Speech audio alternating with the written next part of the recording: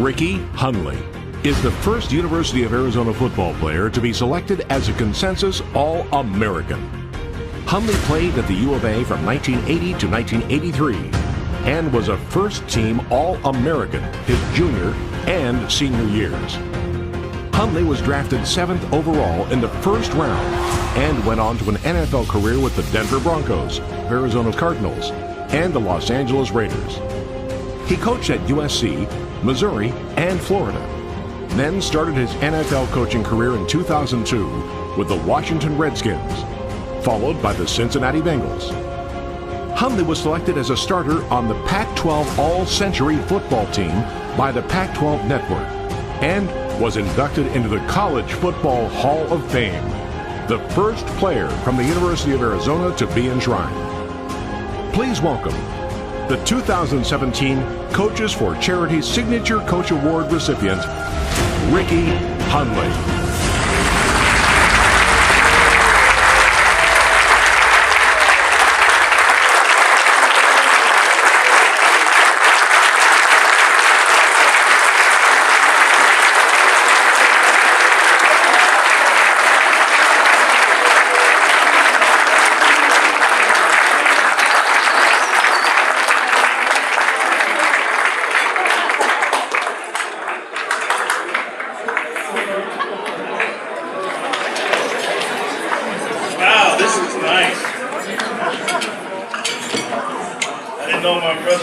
Google. Now you know the rest of the story. Now, some of those stories were kind of embellished, but the one about the goat is true. We come from the city, we don't do farm animals. And that goat was vicious. But it was Julius that was the one that was really scared. He's from DC. First of all, I tell you, it's really humbling when you come back home and you see your family.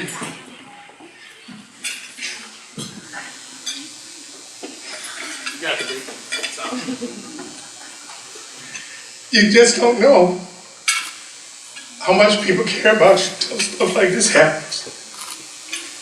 And I'm sorry, but when you get old, you get more emotional. I cried like this a couple of weeks ago when Warren had me at the ranch up in Coeur d'Alene, and I had to jump. I wanted to cry, but I had to jump. They had me jumping this trampoline thing and had me zip lining 300 yards in the lake, but I wasn't gonna let him see me be scared. I did it. But when you got family, my Aunt Rita, she was really one of the instrumental reasons why I came to Arizona. I was coming out here to visit her. I wasn't interested in the University of Arizona at all. She was stationed at Fort Huachuca, and I came out here, and I fell in love with the place, And I didn't know that I was gonna accumulate family like Alan and Alf in Newarville.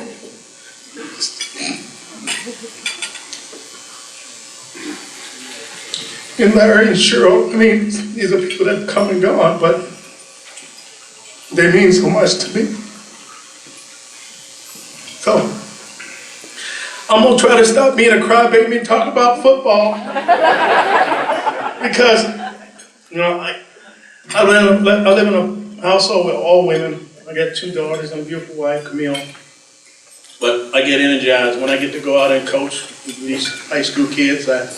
With these FBU camps, and so I turn into a different kind of guy, Right now I'm crying like Richie, he cries a lot. Remember that scene from Obama? Take Bob, not my Richie. He's over there. But guys, on a serious note, that's one thing, people always say, well, what is the real road to success? How did you get there and how did you get to be so successful? Well, it's accumulation of a lot of things that you learn over the years, and it's from your family more than anything. And everything in life, you get what you emphasize. Getting up at 6 o'clock, that's a part of the deal. Get your butt up. As you get older, you'll start getting up at 5 o'clock. My priorities at the house, I get up at 5 o'clock, I walk Buddy for 45 minutes. And Buddy looks forward to that. My dog, he looks forward to that every morning because if he walks, he's going to get a treat. And he's with a smile on his face. And we walk the neighborhood every morning, me and Buddy. And my wife, it's her dog, but now it's my dog, and he's my best friend. Okay? You get what you emphasize. These coaches are going to be demanding of you of things that you control. You say you want to be the best you can be. You say you want to win a state championship. You say you want to win games. You say you want to change the program. And you got to buy in. You got to buy in 100%. Okay? But your coach, your parents, mom, they're not nags. They're motivators. They're trying to get you. They're trying to jumpstart you into greatness. So you're going to get what you emphasize. And the number one thing is, you got to have a good attitude. If you don't have a good attitude, if you're not coachable, if you don't embrace coaching, you're going to miss so many great opportunities that come before you. Never again in your life are you going to be around as many people as you're going to be around, whether it's a coach, a tutor, a mentor, a doctor. They're all trying to help you have success. So embrace coaching. Okay? I'm here to tell you, because I was your age, I was sitting in that seat. You don't know what you don't know. Okay? And they're sharing experiences with you that's going to help you along the way. The second thing that you're in charge of your effort. You say you run a 4.5, you say you run 10, 200 meters. Then when you hit the field, you got to play like that. I was talking to Coach Sanders and Coach Tomey over here. We're talking about stuff just a few minutes ago about guys who loaf. They get out on the field and they say they're fast, they say they can do it and they want to do it, and then they start full speed and then they slow down. Any change in speed is a loaf. You got to be like a bullet coming out of the chamber. You can't flinch. You can't stop. You got to go. You got to make it happen. Okay? That's your effort. You think about a football game. All these coaches tell you, give me everything you got for 60 minutes. Well, them telling you that is wrong, because there's nothing you can do full speed for 60 minutes. So they got to keep it clear for you. Got to make it simple. Give me everything you got for 3 to 5 seconds. Can you do that, guys? Can you give your coach everything you got for 3 to 5 seconds? You should be able to do it in your sleep. My aunt can do that. She's almost 70. Okay? Because if you're giving everything you got for those 3 to 5 seconds, you look at a football game, that's how long a play usually lasts. And that's the only time it matters. Walking over there, getting water, saying hi to mom, watching the cheerleaders, that doesn't count. You got to play the game.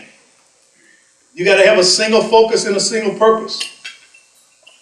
Okay?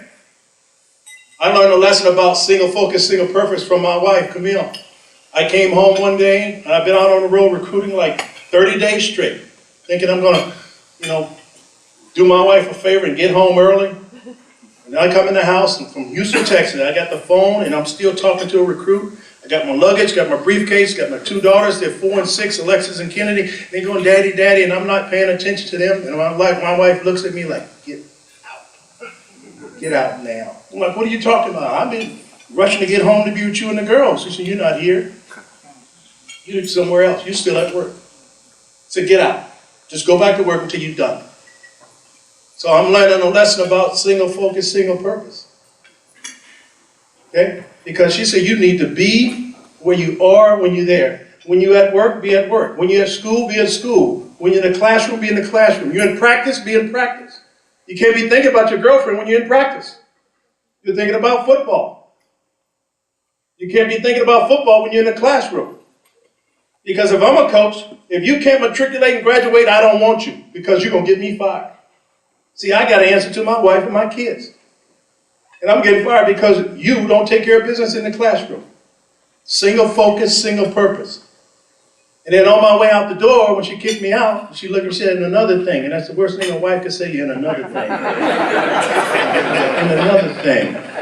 She said, when you finish dating them young boys, I don't date no boys. What are you talking about? Yeah, you do. She said, you call them on the phone. You write them handwritten notes.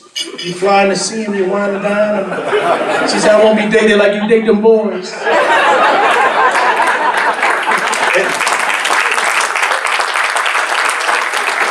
And she was right again.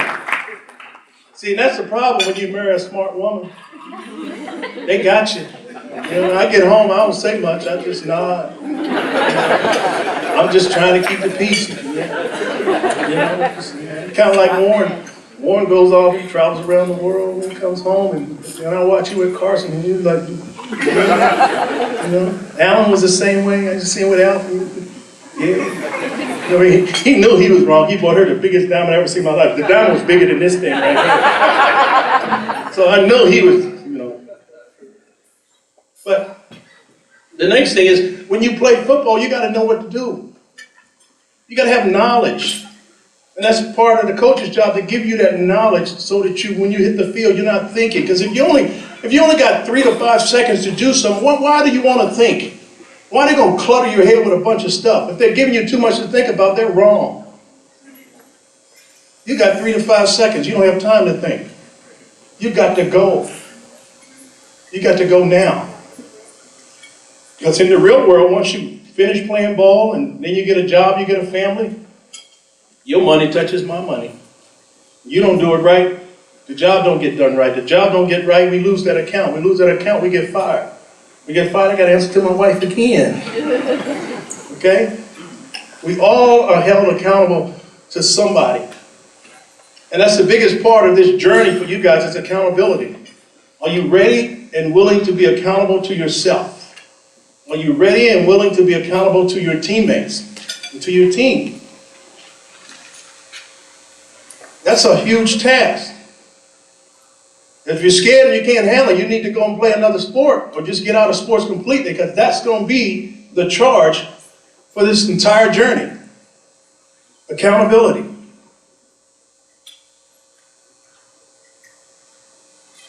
The last thing that in this formula of 4 very important thing is, and I learned this along the way, and dealing with a lot of people along the way, especially athletes when I coached. I coached from Missouri to USC, to Florida, to the Redskins, the Bengals, the UFL, the Raiders, Memphis. It all applied. Don't make your problem my problem. Don't let what you do off the field determine if you're going to be on this field on Monday, if you're going to be on this team. Because if I got to deal with your problems, I'm going to deal with your problems the way I know how to deal with problems. Because if I'm the coach and I got 100 kids, I got 100 potential problems. We ain't doing a whole lot of coaching. We're putting out fires. We're managing attitudes and people. Don't make your problem my problem. Now, if you can do those 4 things, you're on the road to winning a potential state championship. But it can't be one of you. It's got to be all of you. It's got to be all of you all the time. And if you can remember those 4 things, that's going to get you on your way to success in this sport of football. That I know for sure, because those are the things that help me along the way. I think you got to find your purpose in life. You find your purpose, it's going to take you through your journey. It's going to get you there.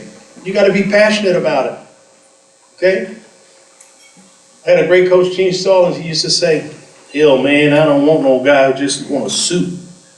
A lot of guys just want a suit. They want to wear their jersey up and down the hall, and so their girlfriend can see them on the football team. Because I want me some football players. Football players make football plays. They don't just walk around with the jersey on their back. See, all that hard work starts at that 6 a.m. in the morning. That hard work is every day after a long day of school, then you got practice. That hard work is staying after, Because if you want to be great, it's one thing to be good. I mean, you can be good just doing what's required of you. You guys will be good enough to win at least 6 games, just doing your job. But how do you take it to the next level? Do what's required and then some. And then some. What's the and then some for you? Is it staying in the weight room a little longer? Okay. If it's staying in the study hall a little longer, get tutoring to make sure I'm on the team. Okay. Is it staying with the coach and learning about that play? Is it working with the quarterback so that our timing is correct? Because if you got 3 seconds to make a good decision, he's got about 3 seconds to make a good decision. So it's all got to work. Doing what's required and then some. That's going to take you to the next level of your game. I love this game of football, but I think I love working with young people even more. You know, it comes and goes so fast. It seemed like I just landed in Tucson just yesterday. So guys, don't take it for granted. If this is your dream and you're passionate about it, don't be so quick to give up on it because it gets a little hard. Life is tough, but it's tougher when you're stupid. I get that from that movie, Forrest Gump. It's tougher when you're stupid, you know, making stupid decisions. And you know when you're doing the right thing, and you know when you're doing the wrong thing. You know? So you want to be a leader? Okay? But here's one thing about being a leader. Before you can lead anybody, you got to learn to serve. You got to learn to serve. You got to humble yourself out and you got to serve other people.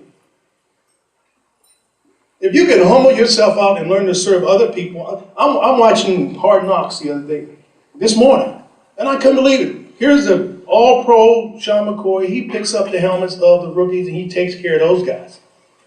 He says Grandma taught him that. You got to serve before you can lead. And most of the life lessons that we learn, we've already got them. We learned them from mom, dad, grandma. You know, coaches just reinforcing it.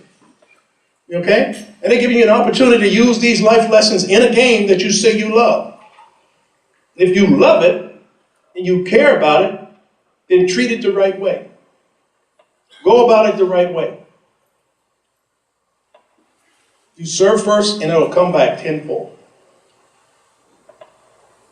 So I didn't mean to make this a funeral or a crying contest. Because